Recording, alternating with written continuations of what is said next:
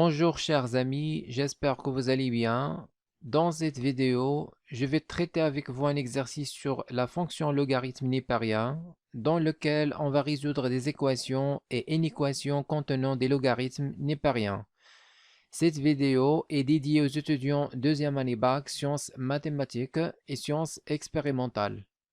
Exercice, première question, résoudre dans R l'équation 10x à la puissance 3 moins 7x carré moins 4x plus 1 égale 0. Deuxième question, en déduire dans R les solutions de ce qui suit. 10 ln de x à la puissance 3 moins 7 ln de x au carré moins 4 ln de x plus 1 égale 0.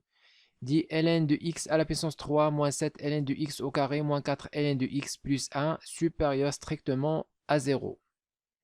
Première question, résoudre dans R l'équation 10x à la puissance 3 moins 7x carré moins 4x plus 1 égale 0. Alors tout d'abord, on pose P de x égale à 10x à la puissance 3 moins 7x carré moins 4x plus 1. Alors on remarque que P de 1, donc ici on remarque que la somme des coefficients est égale à 0. Donc 10 moins 7 c'est 3, 3 moins 4 c'est moins 1 plus 1, 0. Donc P de 1 c'est 10 fois 1 à la puissance 3, moins 7 fois 1 au carré, moins 4 fois 1, plus 1. Donc ça c'est égal à, donc je vais avoir ici 10, moins 7, moins 4, plus 1. Donc 10 moins 7 c'est 3, et 3 moins 4 moins 1 plus 1 c'est 0. Donc le polynôme P de x est divisible par x moins 1. Donc le polynôme P de x, il s'écrit sous forme x moins 1, facteur un trinôme de la forme par exemple ax carré plus bx plus c, avec a, b, c dans R. Alors maintenant, pour déterminer ce trinôme, la meilleure façon, c'est d'utiliser une division euclidienne. Voilà, on va effectuer la division euclidienne du polynôme P de x par x moins 1. Alors tout d'abord, 10x à la puissance 3 sur x, c'est 10x au carré. 10x au carré fois x, c'est 10x à la puissance 3. 10x au carré fois moins 1, c'est moins 10x au carré. Maintenant, on va faire la soustraction. 10x à la puissance 3 moins 10x à la puissance 3, c'est 0. Moins 7x carré moins 10x au carré. Donc voilà, moins 7x carré moins 10x au carré. Je vais avoir moins 7x carré plus 10x au carré. C'est-à-dire, c'est plus 3x au carré. Voilà, maintenant je fais descendre le reste. Donc moins 4x plus 1. 3x carré sur x, c'est 3x. Alors 3x fois x, c'est 3x au carré. 3x fois moins 1, c'est moins 3x. On refait la soustraction. 3x carré moins 3x carré, 0. Moins 4x moins 3x. Donc moins 4x moins 3x. Donc ça, c'est moins 4x plus 3x. Je vais avoir moins x. Et je fais descendre le 1 qui reste, donc plus 1. Maintenant, moins x sur x, c'est moins 1. Moins 1 fois x, c'est moins x. Moins 1 fois moins 1, c'est plus 1. On fait la différence. Moins x, moins x, c'est 0. 1, à moins 1, 0. Donc, moins x plus 1, moins lui-même, c'est 0, bien sûr. Donc, comme vous voyez, on a trouvé 0, c'est-à-dire x moins 1 divise bien le polynôme P de x. Alors, le trinôme qu'on cherche ici, le voilà, c'est 10x carré plus 3x moins 1. Donc, le polynôme P de x s'écrit sous forme de x moins 1. Alors, facteur 10x au carré plus 3x moins 1. Alors maintenant, on va essayer de factoriser le trinôme 10x carré plus 3x moins 1. Donc, on va calculer le discriminant delta. Donc Donc c'est plus simple. Alors 3 au carré. Donc delta, bien sûr, je rappelle, delta, c'est b carré moins 4 ac. Lorsqu'on a le trinôme ax carré plus bx plus c, c'est b carré moins 4ac. Donc b, c'est 3 au carré, moins 4 fois a qui est 10, fois c qui est moins 1. Donc c'est égal à 3 au carré, 9. Alors, moins 4 fois 10, c'est moins 40. Moins 40 fois moins 1, c'est plus 40. Donc tout ça, c'est 49, c'est 7 au carré. Donc les racines du trinôme 10x carré plus 3x moins 1, 100. Alors les racines s'écrivent sous forme moins b plus ou moins racine delta sur 2a. Donc voilà 2 fois a. Alors le a pour nous ici c'est 10. Donc 2 fois 10 c'est 20. Alors moins b, le b c'est 3, donc moins b c'est moins 3. Moins racine delta. Alors racine delta c'est 7. Donc moins 7. Donc l'autre racine, on va avoir sur 20, moins 3. Alors cette fois on va mettre plus 7. Donc ça c'est égal à moins 3, moins 7 c'est moins 10 sur 20. Alors 10 sur 20 c'est 1,5, donc c'est moins 1,5. Et puis ici on va avoir 7 moins 3 c'est 4 sur 20. 4 sur 20 c'est 1 sur 5. Donc voilà les solutions.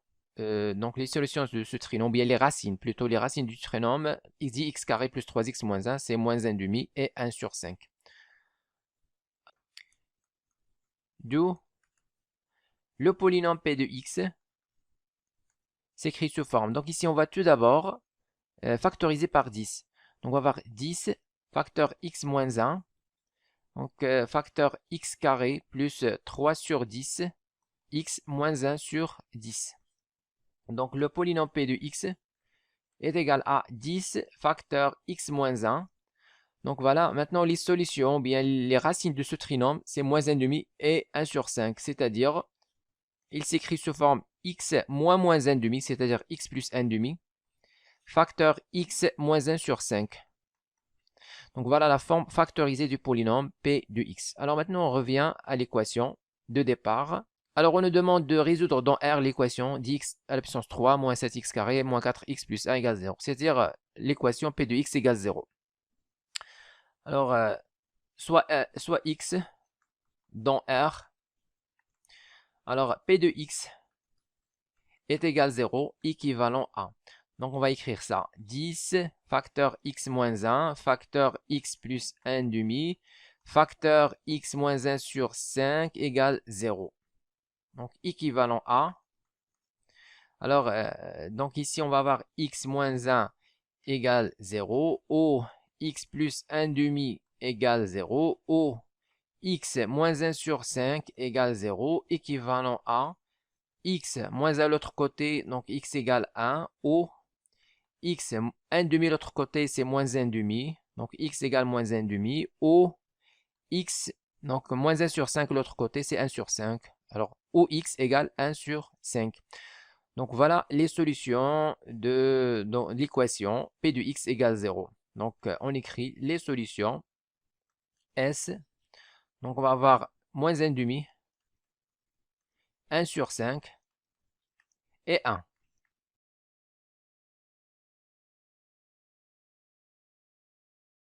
Deuxième question, en déduire dans R les solutions de ce qui suit. 10 ln de x à la puissance 3 moins 7 ln de x au carré moins 4 ln de x plus 1 égale 0. Donc on appelle cette équation E par exemple. Alors on va tout d'abord déterminer le domaine de validité de cette équation. Alors on va dire x appartient à DE équivalent à. Donc ici on a ln de x.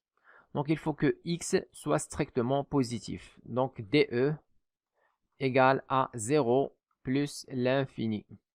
Alors maintenant, soit x appartenant à cet ensemble, 0 plus l'infini. Alors l'équation E est équivalente à. Donc ici on remarque que ln de x ici donc, est solution de l'équation précédente. Donc on a déjà résolu l'équation 10 x à la puissance 3 moins 7x carré moins 4x plus 1, qu'on a appelé P de x. On a déjà résolu cette équation, donc P de x égale 0. Alors ici on remarque que, donc à la place de x, on a ln de x. Donc ça c'est P de ln de x égale 0. Tout simplement, on a déjà résolu l'équation P de x égale 0. Donc voici les solutions. On a trouvé moins 1,5, 1 sur 5 et 1. Alors on va dire équivalent à, alors ln de x égale à moins 1,5 ou ln de x égale 1 sur 5 ou ln de x égale 1. Voilà, maintenant on va tirer x. Alors c'est équivalent à, alors pour trouver ici x, on va appliquer exponentielle dans les deux côtés. Donc je vais avoir exponentielle ln, c'est x égale à exponentielle moins 1,5. Donc e moins 1 sur 2. Ou, même chose ici, j'applique exponentielle dans les deux côtés. Je vais avoir x égale exponentielle 1 sur 5. Ou, même chose ici, je vais avoir x égale exponentielle 1, c'est-à-dire e. Donc ça c'est équivalent à x égale, alors e à la puissance moins 1,5. Donc c'est égal à 1 sur e à la puissance 1,5. Donc e à la puissance moins 1,5, c'est 1 sur e à la puissance 1,5. C'est 1 sur e à la puissance 1,5, c'est racine de e, tout simplement. On va mettre ici 1 sur racine de e, où x égale à e à la puissance 1 sur 5, c'est racine cinquième de e, où x égale e. Donc voici les solutions. Alors finalement, l'ensemble des solutions de l'équation E, qu'on appelle SE, donc ici, toutes les solutions qu'on a trouvées appartiennent à l'ensemble de validité de l'équation E, c'est-à-dire 0 plus l'infini, 1 sur racine de E, racine cinquième E et E. Donc, on va prendre toutes ces solutions. Alors, on va écrire 1 sur racine de E, racine cinquième de E et E.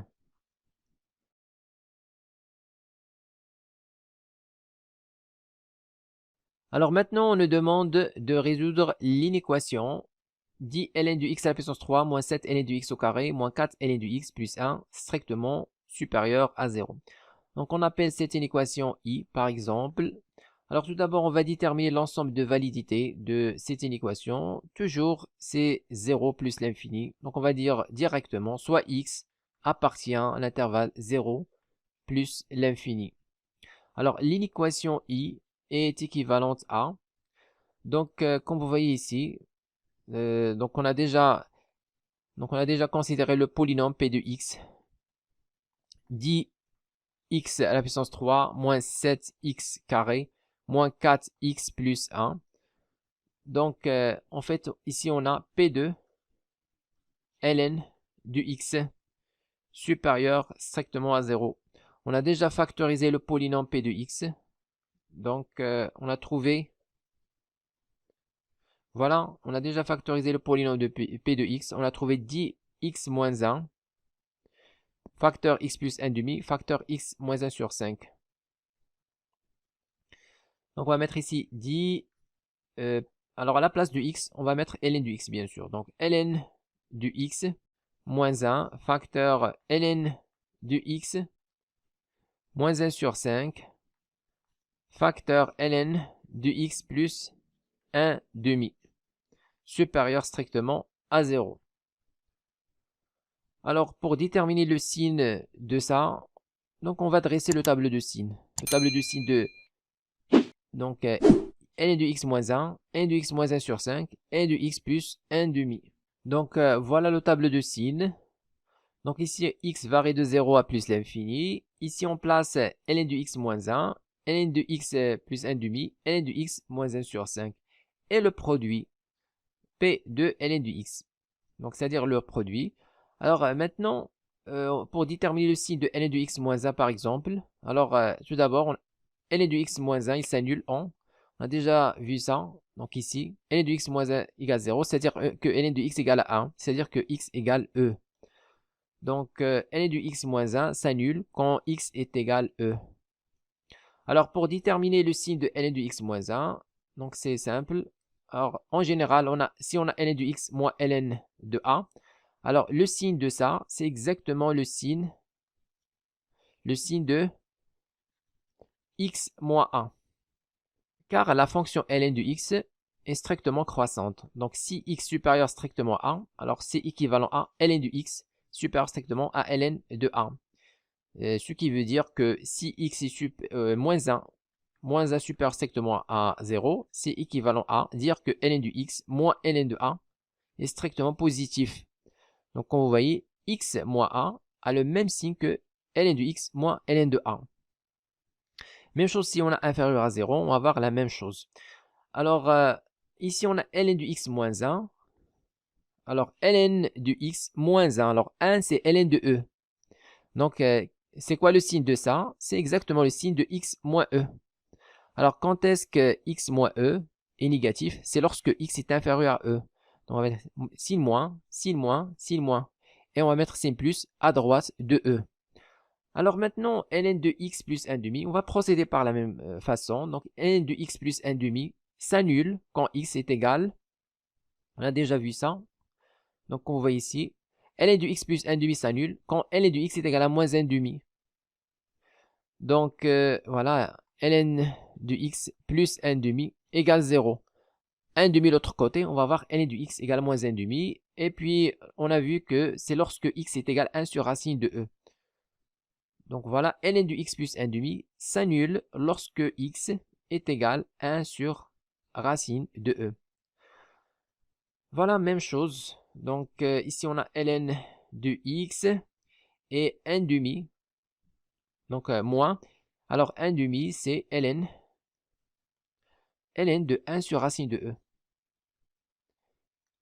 Donc voilà, ln de 1 sur racine de e. Alors, c'est quoi le signe de ça? C'est exactement le signe de x moins 1 sur racine de e.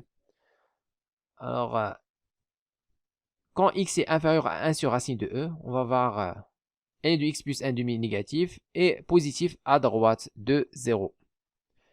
Finalement, ln de x moins 1 sur 5. Alors ça, c'est ln de x moins... Alors 1 sur 5, c'est ln de... Voilà, ln de racine. Racine cinquième de e. Alors le signe, c'est exactement le signe de x moins racine cinquième de e. Alors, c'est négatif à gauche de racine de 5, racine cinquième de e. Donc, tout d'abord, il s'annule en racine cinquième de e.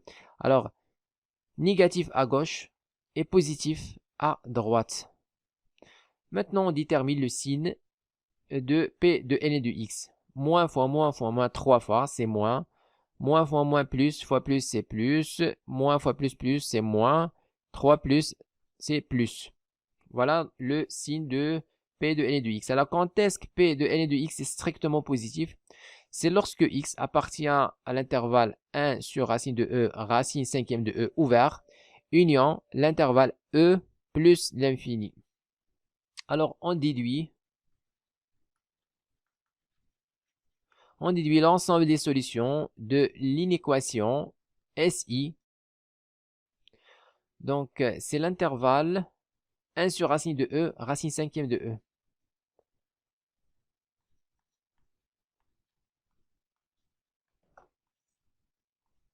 Donc l'intervalle ouvert, car on a l'inégalité stricte ici, strictement positif. Alors union l'intervalle e plus l'infini.